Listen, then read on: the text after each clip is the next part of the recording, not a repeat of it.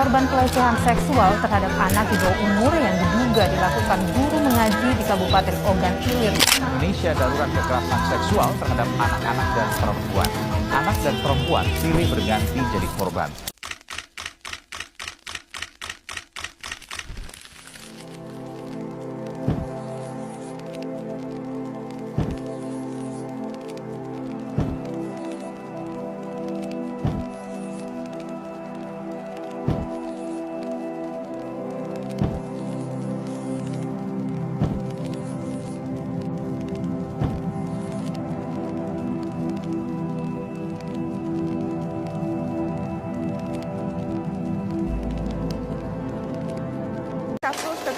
Kekerasan seksual. Maraknya kasus kekerasan seksual. Pelecehan seksual di kampus.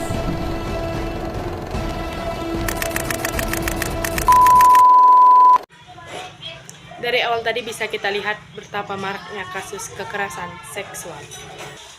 Hai semuanya, perkenalkan saya Siska, saya dari Prodi Komunikasi dan Penyiaran Islam YAIN Curup dalam mata kuliah Media dan Gender. Kalian udah lihat kan di awal video tadi di bagian opening, yang dimana itu adalah beberapa kasus kekerasan seksual. Dan yap, siapa korbannya? Perempuan. Kenapa perempuan? Najwa Shihab pernah berkata, 8 dari 10 perempuan di Indonesia mengalami kekerasan seksual.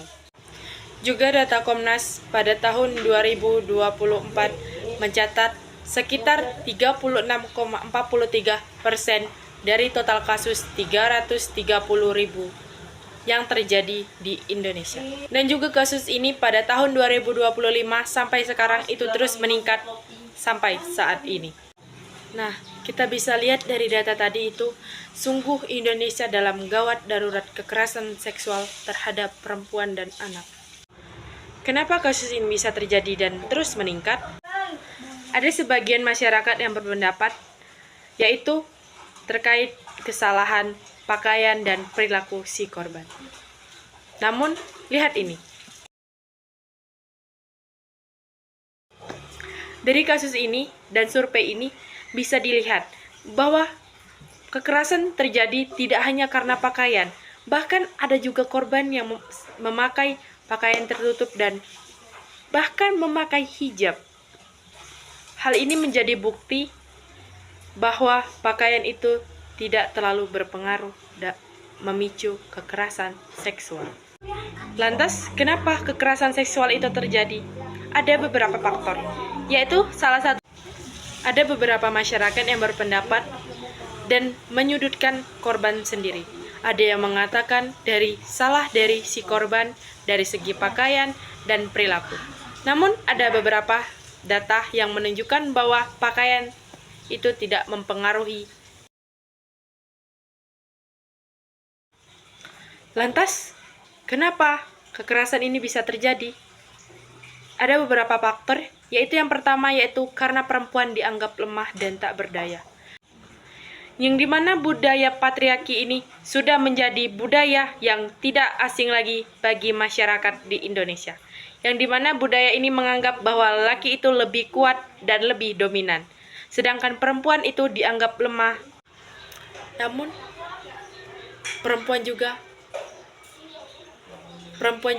mau dihargai dan dihormati layaknya seorang manusia. Bukan berarti mereka haus validasi, tapi mereka juga berhak di dunia ini. Kesetaraan gender artinya bukan bahwa laki-laki dan perempuan setara dari segi fisik atau lain sebagainya. That's not what it means. Kesetaraan gender adalah perjuangan kita sebagai perempuan untuk mendapatkan hak yang sama seperti laki-laki, dan itu sangat make sense. Perempuan manusia bukan? Laki-laki manusia. So sebagai manusia, kita seharusnya di mata hukum, di mata masyarakat mempunyai hak yang sama. Emang ada hak yang nggak sama menurut lo? Yeah.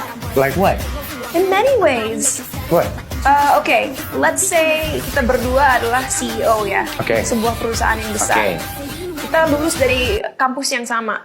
Ya, dan secara GPA pun let's say we're equal. Okay. It's very likely that you will get higher pay than me. Padahal kita sama loh kualifikasinya. Oke. Lu menemukan itu terjadi di Indonesia? Oh yeah, of course. Oke.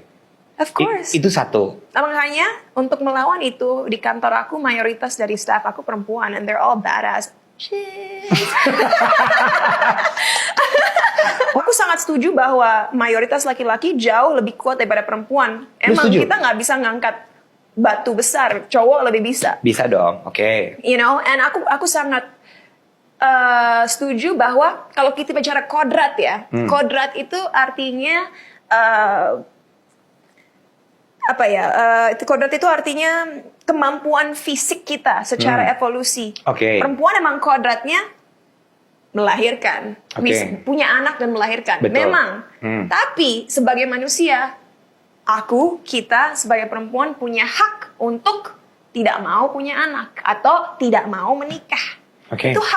Itu hak aku dong sebagai manusia. Sama laki-laki juga kalau nggak mau menikah, is someone gonna force you, oh get married, dude. Iya.